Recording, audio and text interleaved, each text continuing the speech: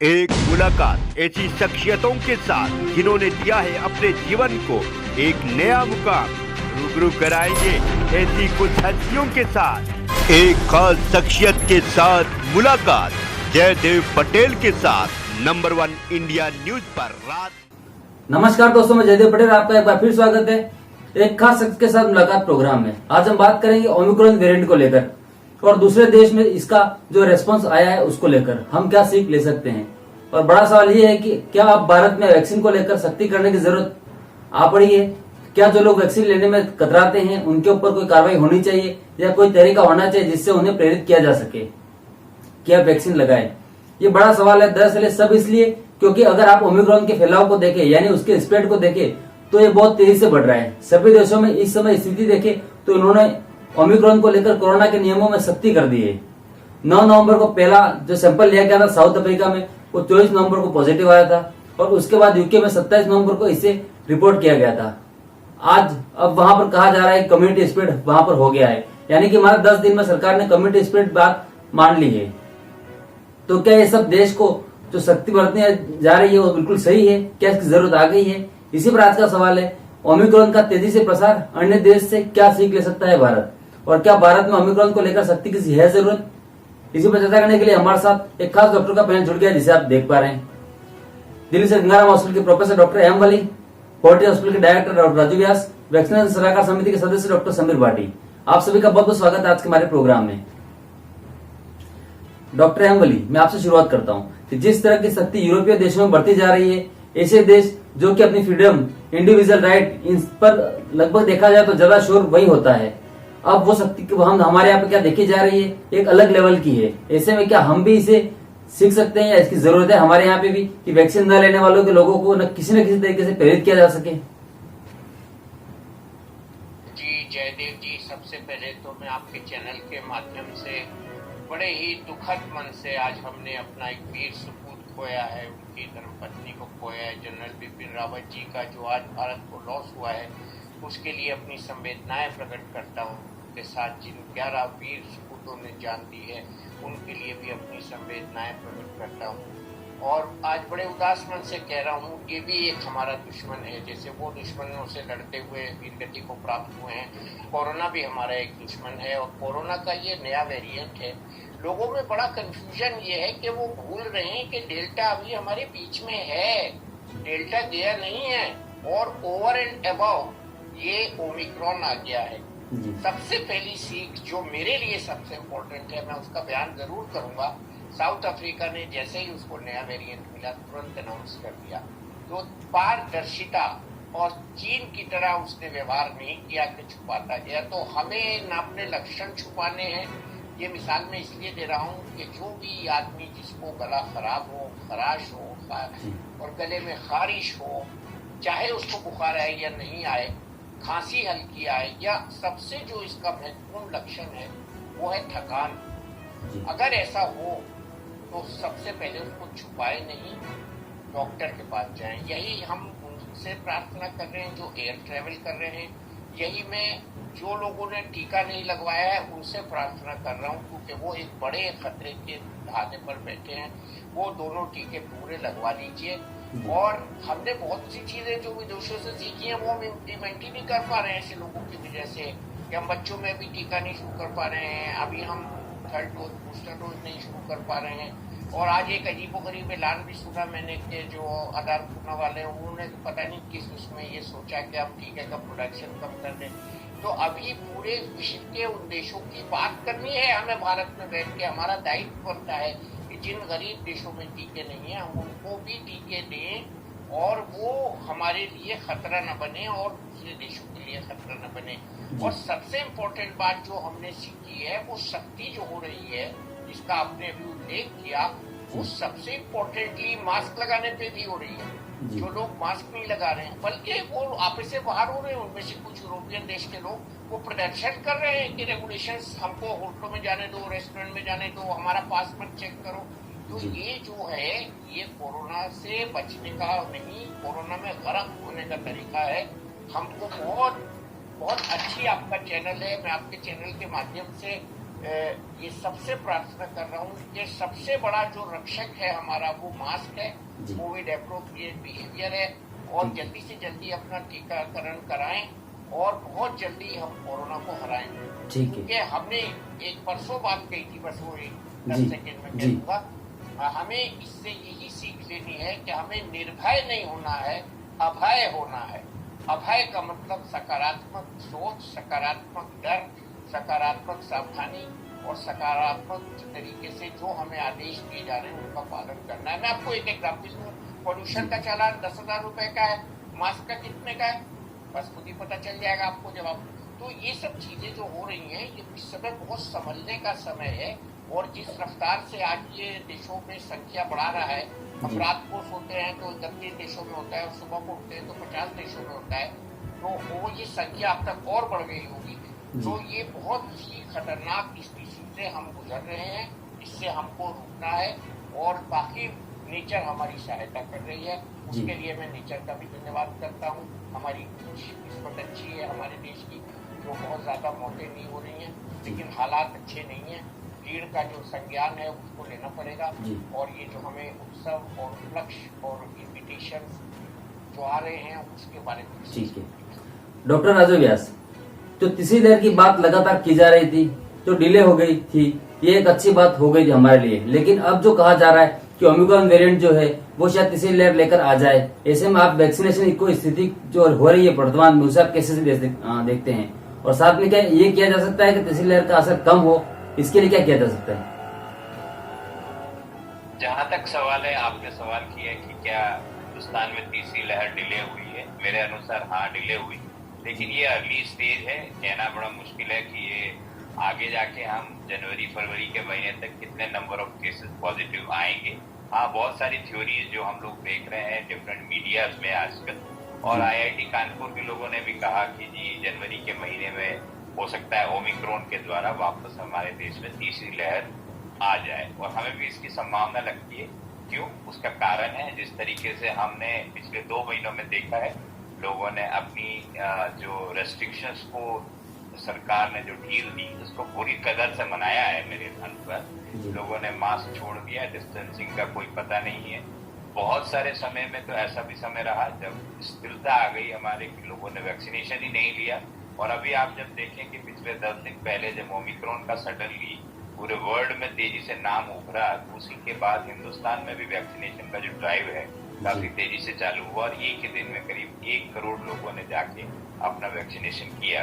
तो जिस प्रकार डॉक्टर वली ने एम्फेसिस किया था कि हमें अभी भी आने वाले 2 से 4 साल तक इन सब चीजों के ऊपर ध्यान रखना है, ढिलाई बिल्कुल बरतनी नहीं है, कोविड एप्रोप्रिएट बिहेवियर का जो है हमें पालन करना है। इसके लिए सरकार सख्ती करे या ना करे, हमें अपने दिल से इस बात को मानना पड़ेगा कि अगर हमें कोरोना को हराना है तो उसके लिए सबसे ज्यादा जरूरी ये है कि हम जो भी सरकार हमें एक निर्देश दे रही है या एडवाइस दे रही है उसको हम अपने दिल से माने। अगर हम दिल से नहीं मानेंगे तो न कोई हमारे लिए भी खतरा है, हमारी खुद के परिवार के लिए भी खतरा बनेंगे, हम सोसाइटी के लिए खतरा बनेंगे, और उसी के साथ साथ हम हमारे देश के लोगों को भी इस बीमारी से ग्रसित करेंगे। इसके बहुत सारे और भी साइड इफेक्ट्स हैं जो आपने समय समय पे देखे। वो ये होता है कि जब आपकी पूरे देश के अंदर कोरोना की महामारी आती है तो आपने देखा बहुत सारे बिजनेसेस अफेक्टेड हुए, जिससे कि इकोनॉमिक स्लो डाउन हुआ, लोगों की नौकरियां गई, बहुत सारे बिजनेसेस तबाह हो गए। तो ये अल्टीमेटली हमारी जीवकोपार्जन जो हमारी रोजी रोटी है उससे भी जुड़ा हुआ है। इस सवाल का जवाब हम इस तरीके से भी दे सकते हैं कि अगर हम स्वस्थ रहेंगे तो हमारी जो परिवार के सदस्य है उनको हम एक अच्छे तरीके से खाना भी खिला सकते हैं। तो इसलिए जरूरी ये है कि हमें नियमों का पालन करेगा। सरकार की सख्ती एक लेवल तक हो सकती है, उसके बाद नहीं हो सकती। मैं भी मानता हूँ, जैसा कि आपने खुद ने अभी अपने प्रारंभिक उद्बोधन में बताया था कि यूरोप में बहुत सारे लोग, बहुत सारी ऐसी कंट्रीज है जहाँ लोग बाहर निकल के कह रहे हैं कि अब हमें फ्रीडम दीजिए, हमें अलाउ कीजिए। लेकिन क्या है कि वो भी एक गलत, मेरे अनुसार गलत है, क्योंकि जब कोरोना का नया वेरिएंट अब हमें देखने को मिल रहा है जो कि बहुत तेजी से पूरे वर्ल्ड में फैल रहा है और अभी करीब 40 देशों में ये फैल चुका है। हमारे देश में भी करीब 25-27 केस पॉजिटिव आ चुके हैं। और इसकी कुछ चीजें जो सिग्निफिकेंस है, जैसा डॉक्टर वली ने बताया, बहुत तेजी से फैलता है। उसी के साथ इसकी R0 वैल्यू बहुत ज्यादा है।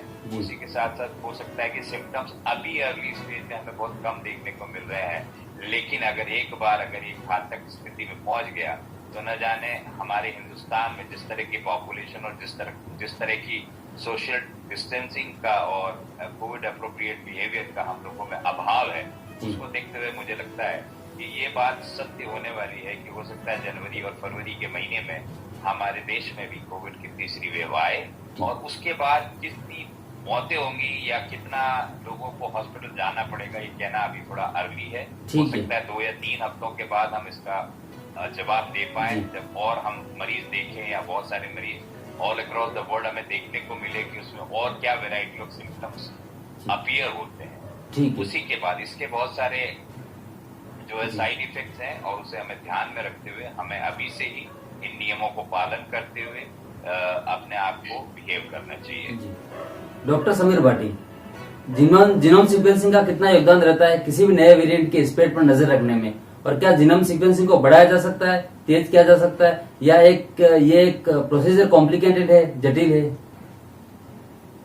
देखिए, जीनोम सीक्वेंसिंग का जब हम बात करते हैं किसी भी तरह के नए वेरिएंट का पता लगाने के लिए, तो बहुत महत्वपूर्ण हो जाता है। जैसा कि हम देख भी रहे हैं और पहले से बात भी कर रहे थे कि वायरस अपना स्वरूप बदलता रहता है।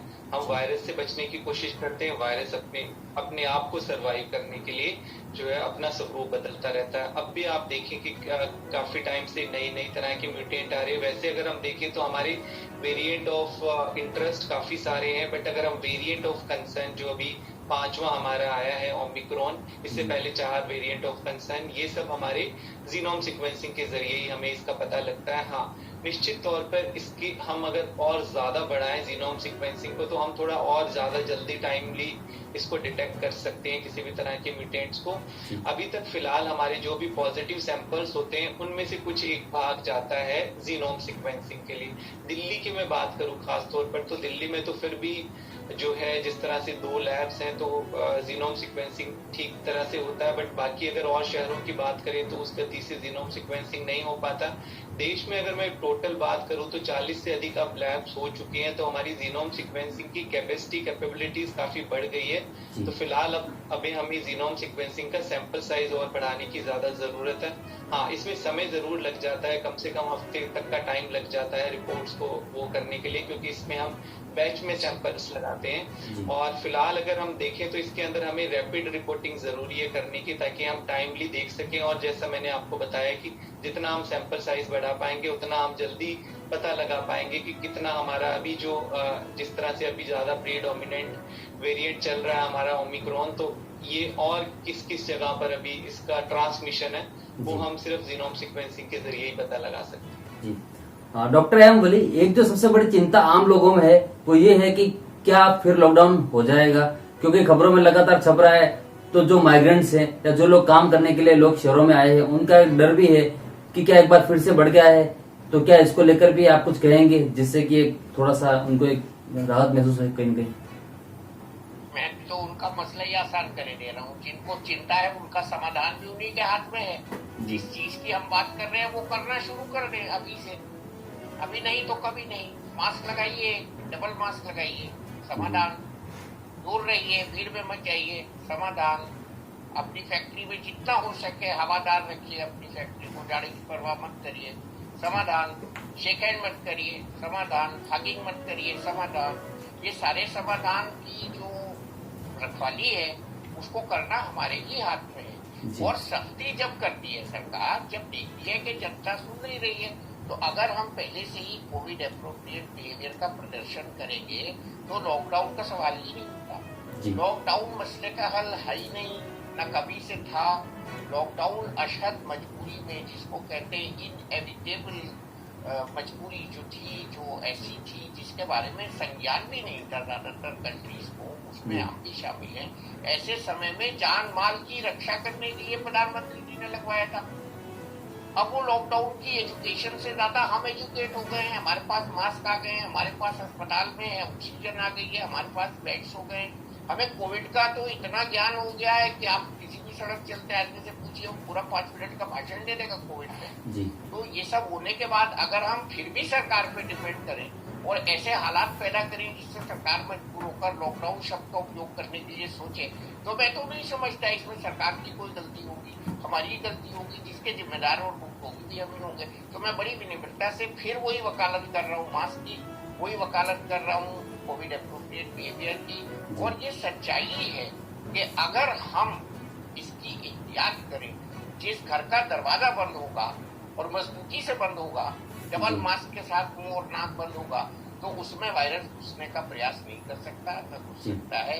कहीं ना कहीं इसमें ढिलाई होगी या इसकी रखवाली नहीं होगी हमारे रेस्पिरेटरी पैसेज की, तभी हमारे शरीर में वायरस घुसेगा, चाहे वो ओमिक्रॉन वेरिएंट हो चाहे वो डेल्टा। और मैं फिर ये बात दोहरा रहा हूँ कि ओमिक्रॉन का इतना प्रचार हो रहा है, उसके वजह से हम डेल्टा को भूल रहे हैं, जबकि डेल्टा अभी भी बहुत बड़ी तादाद में, कहीं तो लोग कह रहे हैं 95%, कहीं 98%, कहीं 91%, मैं तो कहूँगा 99% अभी डेल्टा है और 1% ओमिक्रॉन है। तो ओमिक्रॉन से नहीं डरना है। दूसरी अच्छी बात बताऊंगा आपको, मैंने कल ऑल इंडिया इंस्टीट्यूट के बहुत अच्छे मेरे दोस्त हैं, मेरी मेडिकल कॉलेज के हैं, डॉक्टर राय, उनसे भी बात की थी। ऐसा भी हो सकता है आने वाले दिनों में कि ओमिक्रॉन आए और डेल्टा वायरस की जगह ले ले और फिर बाद में ओमिक्रॉन रह जाए, जिसका संक्रमण जो है वो फैलाव तो तेजी से हो लेकिन संक्रमण कम हो, मौतें कम हो, सिम्टम्स कम हो और लोगों को बीमारी कम हो। लेकिन ये एक थ्योरेटिकल पॉसिबिलिटी है, इसको हमें अभी देखना है, अभी हमको इसका ज्ञान नहीं है। तो बार बार मैं जो बात कह रहा हूँ यही कह रहा हूँ, जिस चीज का ज्ञान है उस पर अमल करें और आपके चैनल से हम लोगों की बातें सुनकर लोग फायदा उठाएं, नहीं तो कोई फायदा नहीं है। जो बातें हम बता रहे हैं वो सबको मालूम है। जी ठीक है, आप लोगों ने नंबर 1 इंडिया न्यूज़ के लिए समय निकाला, उसके लिए आपका बहुत बहुत धन्यवाद।